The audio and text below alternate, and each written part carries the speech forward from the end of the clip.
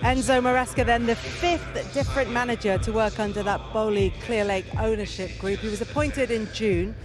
He's won the championship title as Leicester manager last season, and they stormed it. He was assistant coach to Manchester City when they won the treble, worked under Pep Guardiola. Initially, it was a development squad manager when he worked with Cole Palmer, interestingly enough.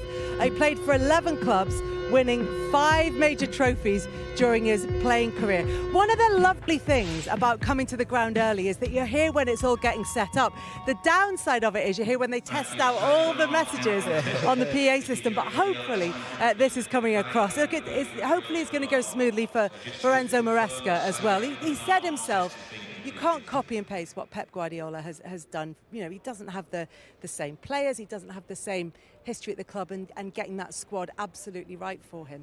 But there'll be big expectations on him, given what he did at Leicester last season and given what is expected of Chelsea generally. I think, to be totally transparent, I think the Chelsea fans around the world are probably looking at the manager and thinking, yes, we're excited by this manager, but they're also going to be transparent with themselves and say, wow, I don't think we're going to be challenging for the title this season. And that's the reality of it, because there's so many changes that are happening season in, season out so far. So I do believe the manager is a good appointment. I like his style. I like the ideas he has. But we've seen with the manager we talked about earlier on, Pep Guardiola, and him being under the coaching tree, those types of managers, Pep Guardiola and Arteta, they managed to get players in that they'd be able to implement into their style, because their style, you can't play that. I don't think you can play the style that they have with any player. You know, you need players who can fit into that system and understand they're very tactically aware and all those types of things. So for me,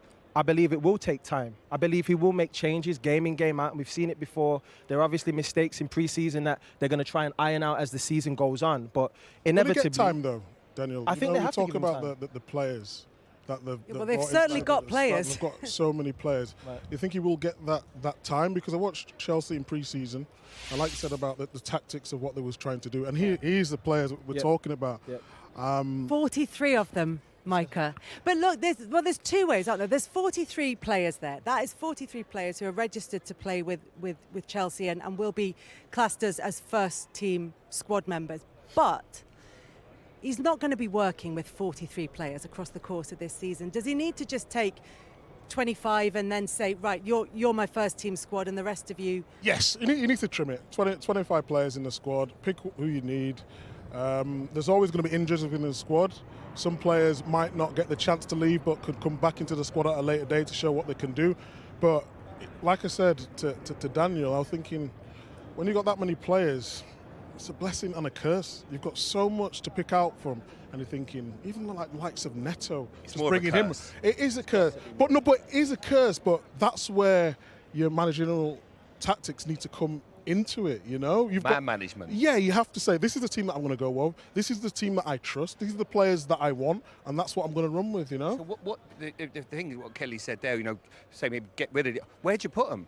They can, obviously, you've got the academy build them and the first team build them. You can't just go, look, get over there and go and trade. You know, you've got to make sure you manage them because they're assets.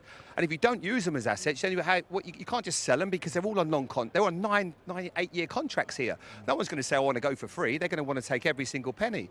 I think they're making it very difficult for the manager with the amount of players they've got. This is unprecedented. Nobody's ever had to work with that many players. And keeping everybody happy and all those egos in check, because everyone wants to play, it's going to be incredibly difficult for Maresca. They've had a lot of managers here. Tuchel, Potter, Frank Lampard, Pochettino. They're all good managers. They all know the game, so they can't all be bad. So you're just hoping that this guy maybe can make the difference. But I think on the pitch is going to be probably the easiest job for him. When he's got his 11 and his subs, the rest of it and how you handle all of those other players is going to be incredibly difficult. I don't think even if you're the most experienced manager in the world, you'll like that situation, let alone a manager that's only had a couple of years in the game. Yeah, but that's where the manager has to be ruthless, doesn't he? Look at the way Pep handles his players. If you want to leave, you go. If you want to play for the team, you play. It's as simple as that. You can't just go. They're not. Where are they going to go? But the problem is here, let's be real now, players get banished to the reserves. I've been banished, you know, I was at Chelsea, and before I went to Liverpool, I was with the reserves for 3 months. Flo Malouda was at Chelsea, he was training with the reserves for a whole year.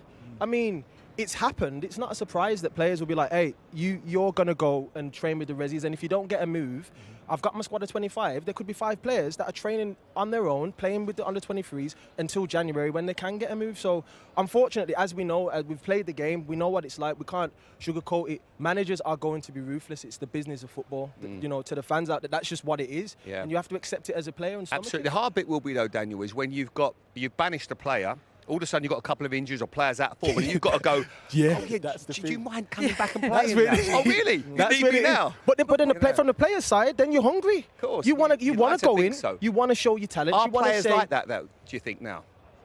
I'd hope so. I hope so. I mean, if they're not, I mean, you don't want to play football, clearly. If I get banished and the manager says, hey, I need you, and I'm thinking, well, he doesn't want me, but I'm playing so I can get a move.